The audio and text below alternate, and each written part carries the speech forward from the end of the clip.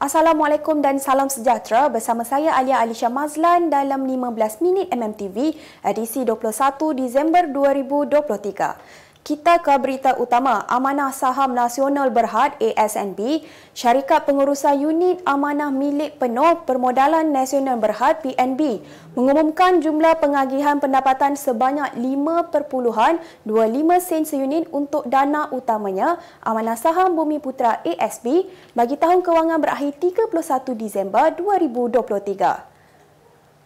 Jumlah tersebut terdiri daripada pengagihan pendapatan sebanyak 4.25 sen seunit dan bonus 1 sen seunit. Nilai keseluruhan pengagihan pendapatan sebanyak 9.3 bilion ringgit itu juga akan memanfaatkan 10.8 juta pemegang unit ASB. Presiden dan Ketua Eksekutif Kumpulan PNB, Ahmad Zulkarnain On berkata saham amanah itu terus memberikan pengagihan pendapatan yang kompetitif mengatasi penanda arasnya iaitu kadar deposit tetap 12 bulan Maybank. Pada masa sama, bilangan akaun ASB meningkat lebih daripada 200,000 kepada 10.8 juta akaun, menunjukkan keyakinan berterusan terhadap ASB sebagai instrumen simpanan dan pelaburan penting bagi golongan Bumiputra dalam perancangan kewangan mereka. Kerajaan bersetuju untuk memberikan tol percuma selama 2 hari kepada para pengguna lebuh raya bagi semua jenis kenderaan bersempena sambutan perayaan Hari Krismas Isnin ini, selaras dengan semangat perpaduan Malaysia Madani.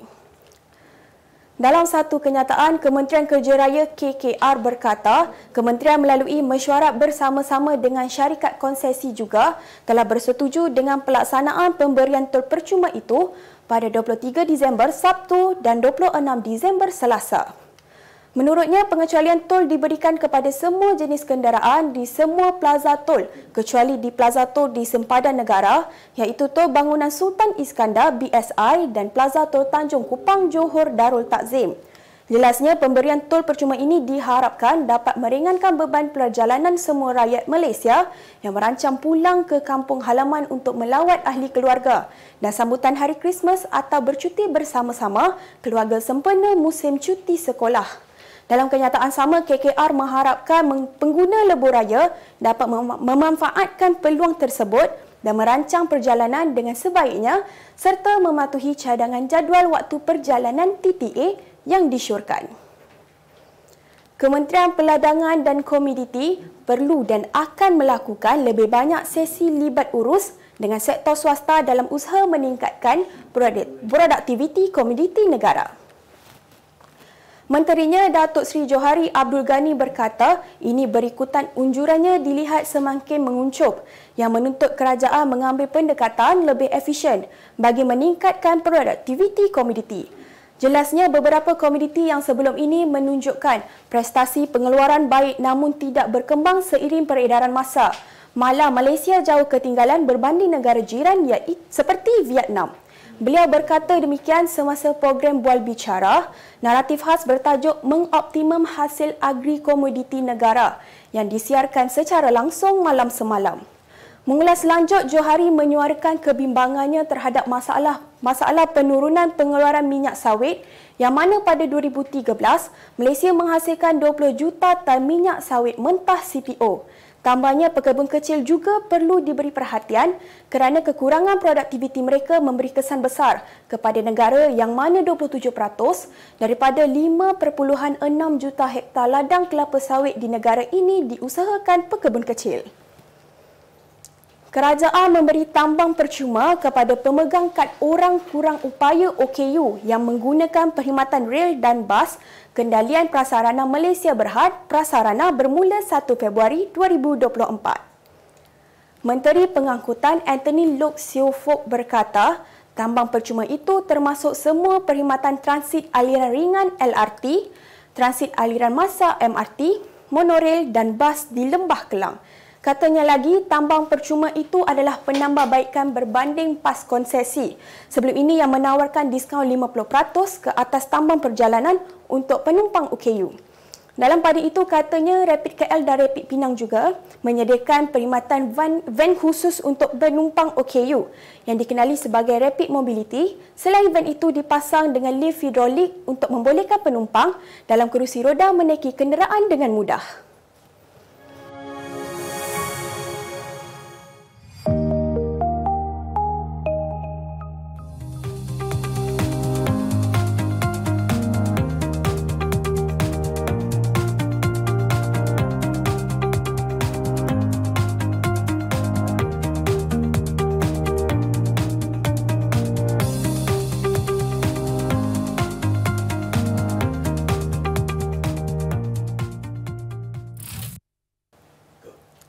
Mahkamah Magistrate Sungai Besar menetapkan 1 Februari depan bagi sebutan izin pendakwaan memindahkan kes seorang pemuda yang didakwa membunuh kekasihnya yang hamil Mei lalu ke Mahkamah Tinggi.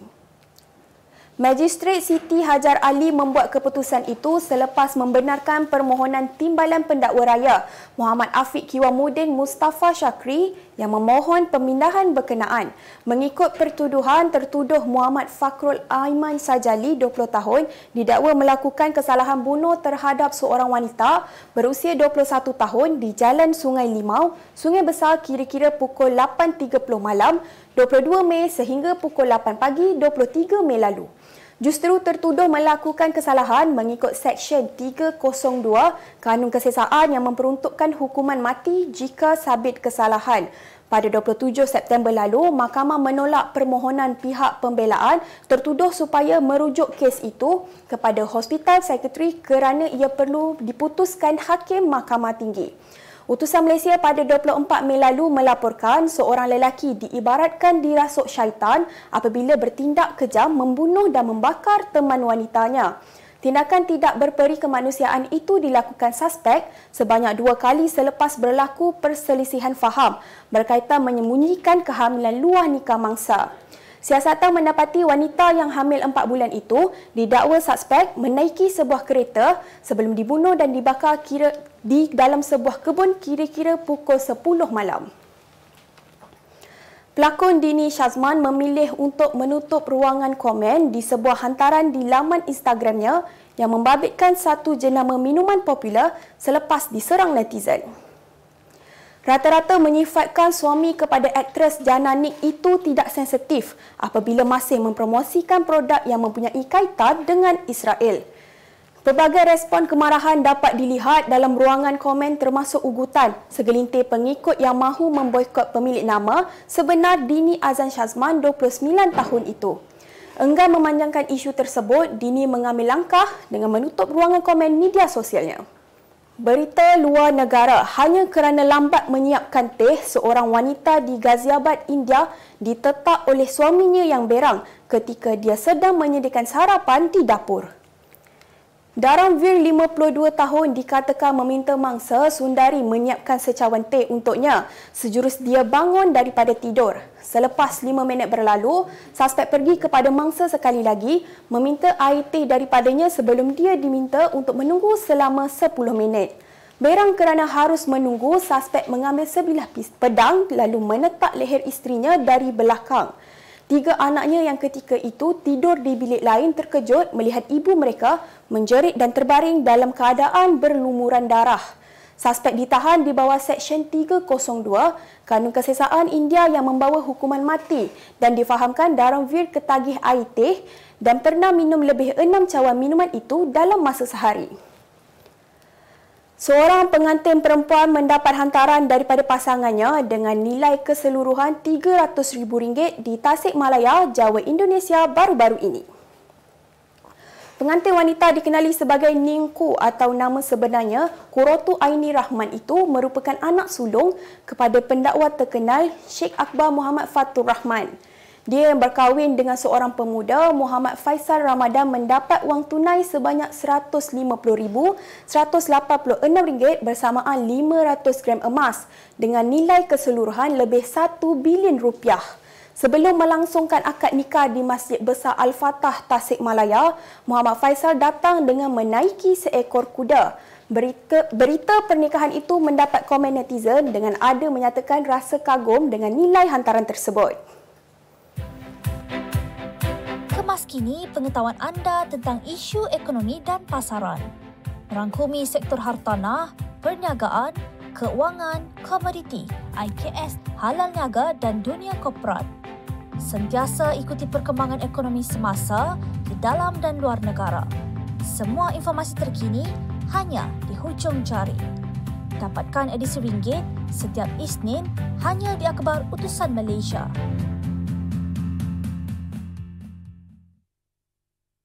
Kita beralih ke berita ekonomi. Sebanyak 7 buah syarikat telah menyerahkan zakat perniagaan kepada Majlis Agama Islam Negeri Sembilan Mains dengan jumlah keseluruhan melebihi RM1 juta hari ini.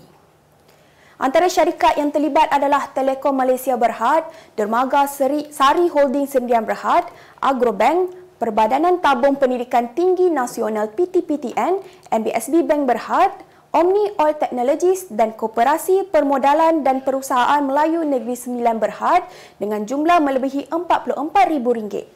Lafaz akad telah disempurnakan Pengerusi Mains Datuk Seri Dr. Abdul Aziz Sheikh Abdul Kadir dengan disaksikan sama Setiausaha Mains Zainal Said pada majlis yang diadakan di Menara Mains hari ini. Dalam pada itu, Abdul Aziz memberitahu bagi tempoh Januari hingga Oktober lalu, Mains telah berjaya mengagihkan dana zakat berjumlah RM125 juta kepada asnaf terdiri daripada fakir, miskin, mu'alaf, ibnu sabil, fisabilillah, amil dan garimin. Laluan udara Kuala Lumpur Changi Singapura merupakan laluan antarabangsa paling sibuk di dunia menurut laporan laluan tersibuk 2023 oleh Platform Data Industri Pelancongan Global OAG.